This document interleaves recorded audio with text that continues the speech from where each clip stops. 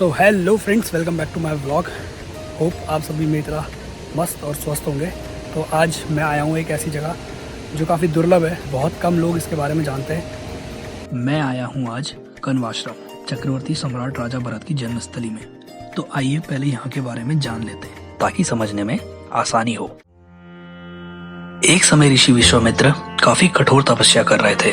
बस इस तपस्या के डर से इंद्र ने मेनका को उनका तप भंग करने को भेजा। उस स्वर्ग की अप्सरा ने ऋषि की तपस्या में भंग डालने के लिए एक मोहक नृत्य प्रस्तुत किया, जिससे ऋषि का तप खंडित हो गया और उन दोनों के मिलन से हुई एक अत्यंत सुंदर कन्या। नाम रखा गया शकुंतला। पर समाज के डर से उस बच्ची को वहीं जंगल में छोड़कर चले गए। तब एक दिन कण्व ऋषि उधर से गुजर रहे थे।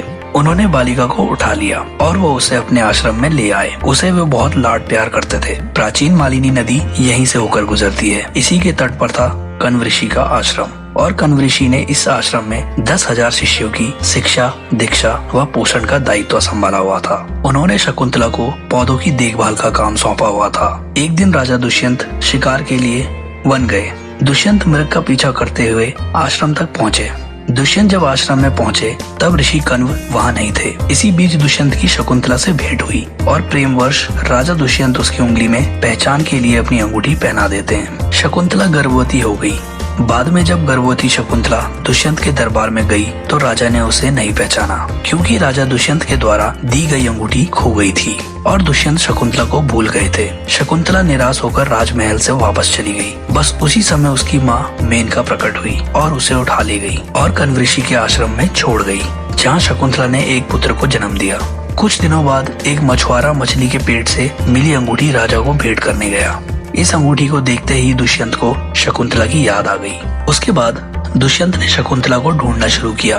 एक बार जब दुष्यंत गढ़वाल से गुजर रहे थे, एक आश्रम में उसकी मुलाकात हुई एक बालक से, जिसका नाम था भरत। इस साहसी बालक के हाथों में शेर का बच्चा देख शेर के बच्चे को उस समय माँ से अलग कर दिया जब वह दूध पी रहा था।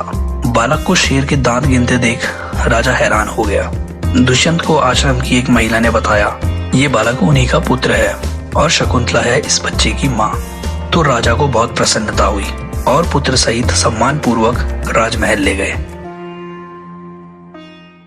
तो कण्व आश्रम आने के लिए आपको पहले कण्व नगरी कोटद्वार आना पड़ेगा, फिर कोटद्वार से दुर्गापुरी और दुर्गापुरी से नंदपुर वाली रोड पे मुड़ जाना है। तो दुर्गापुरी से जो नंदपुर वाली रोड कटती है उस पर आ चुके हैं हम।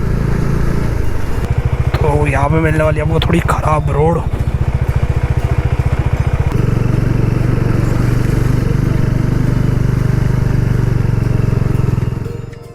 तो यहीं पुल के सामने आपको अपनी बाइक या व्हीकल पार्क कर देना है और यहीं से जाता है कण्व आश्रम का पैदल रास्ता।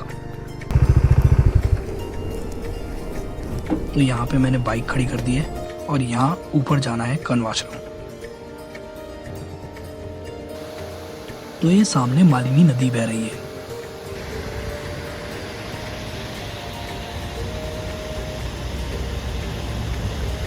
ये इतनी प्यारी लोकेशन है कि सामने प्री वेडिंग शूट भी चल रहा है।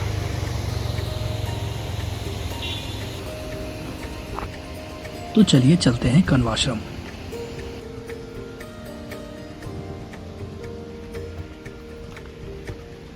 तो यहाँ बनी हुई है स्वर्गीय जनरल बिपिन रावत की एक प्यारी सी पेंटिंग।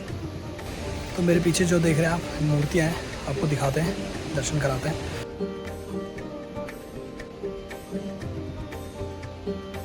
तो यहाँ अंदर महर्षि कण्व, केशव, महाराजा दुष्यंत, शकुंतला तथा भरत की प्रतिमा है, जिसमें भरत शेर के दांत गिन रहे हैं। यह आश्रम चारों ओर घने जंगलों से घिरा हुआ है। यहाँ वन्य जीव जंतु भी आते रहते हैं।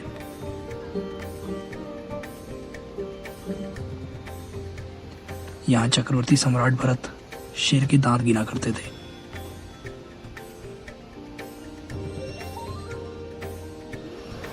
पवित्र मालिनी नदी के तट पर स्थित ये पावन भूमि कण्व ऋषि की कर्मस्थली है तथा चक्रवर्ती सम्राट भरत की जन्मभूमि है। राजा दुष्यंत तथा शकुंतला के पुत्र थे भरत, जिनका जन्म यहाँ कण्व आश्रम में हुआ था और इन्हीं के नाम से हमारे देश को भारतवर्ष कहते हैं। यह जगह काफी शांत है। यही आश्रम में कण्व ऋषि ने 10,000 शिष्यों को वेदों की शिक्षा, दीक्षा व पोषण का दायित्व भी संभाला हुआ था। तो होप सो आप लोगों को वीडियो पसंद आई होगी। अगर वीडियो पसंद आई हो तो प्लीज़ वीडियो पे लाइक, शेयर, कमेंट जरूर करना और चैनल को सब्सक्राइब जरूर करना। तो मिलते हैं इसी तरह नेक्स्ट वीडियो पे। तब तक के लिए bye bye and take care.